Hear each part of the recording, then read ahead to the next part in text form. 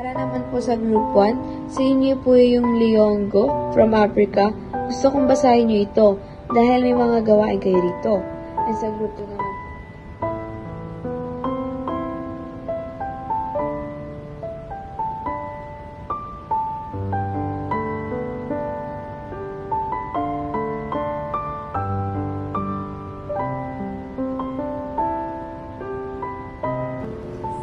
isinilang si Liongo sa isa sa 7 bayang nasa baybaying dagat ng Kenya.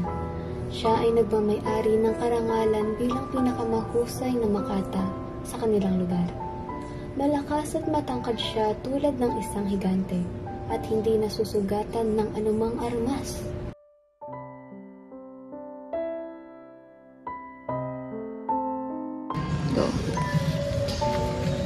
Nak, huwag mo kalimutan na, karayan lamang sa iyong puso na makakapamatay sa iyo.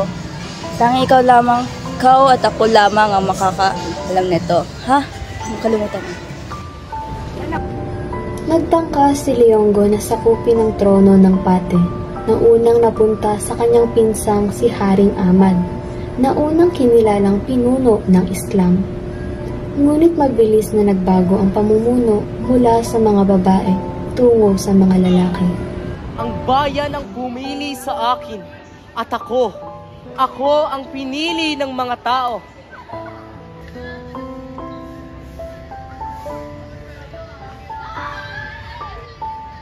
Hindi ko hahayaang maagam mo ang aking trono, Liongo.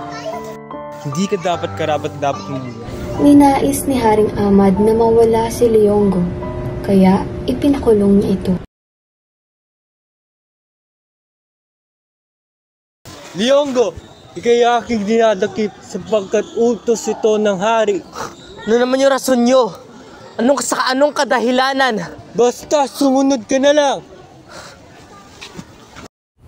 Ngunit kahit na ikulong ni Haring Ahmad si Liongo, ay hindi nito nakulong ang kanyang determinasyon. Hindi ako sasuko. Kahit anong rehas pa. Kahit sang rehas pa nila ako ikulong. Hindi nila mapapatahimik ang tinig at tula ko.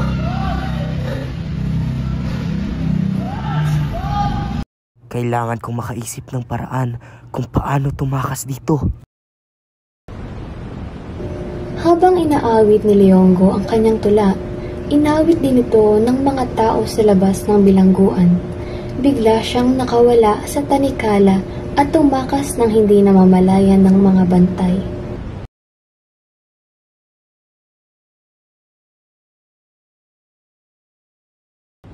Tumakas siya at nanirahan sa Watwa, kasama ng mga taong nakatira sa kagubatan. Doon siya nagsanay sa paggamit ng busog at palaso. Dahil sa lakas at kakayahan ni Liongo, ay nakapagdesisyonan ng hari na ikasal ang kanyang anak kay Liongo. Dalaga kong anak, ipapakasal kita kay Liongo upang maging bahagi siya ng ating pamilya. Ama, kung ito'y para sa kapayapaan ng ating bayan, aking tatanggapin.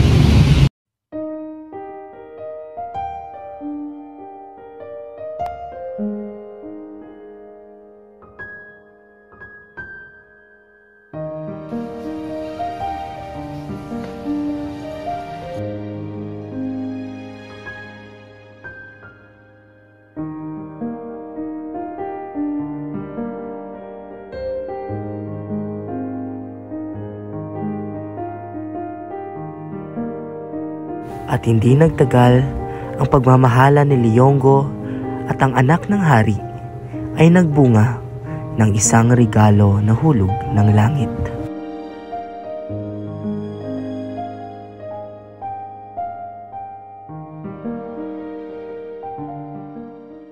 Kung inakala ni Liongo na doon na nagtatapos ang lahat at mamumuhay na sila ng payapa ng kanyang bagong asawa, ay doon siya nagkamali. Ngunit ang anak ni Liongo ay lumaki at kalaunan ay nagtaksil sa kanya.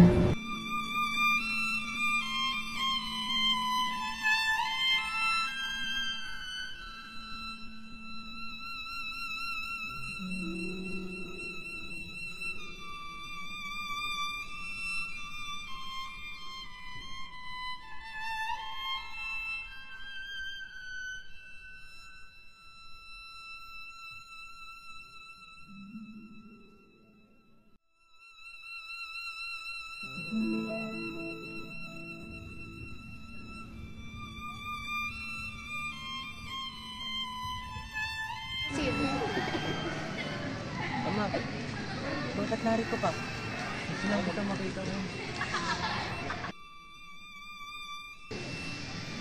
Ama, patawad.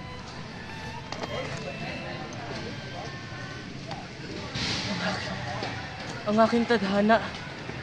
Ito na ba? At tinusok ng kanyang anak ang pusod ni Liyonggo na siyang naging dahilan ng kanyang pagpanaw. At sa paglipas ng ilang oras, ang unang nakakita sa pagpanaw ni Liyonggo ay walang iba kundi ang kanyang ina.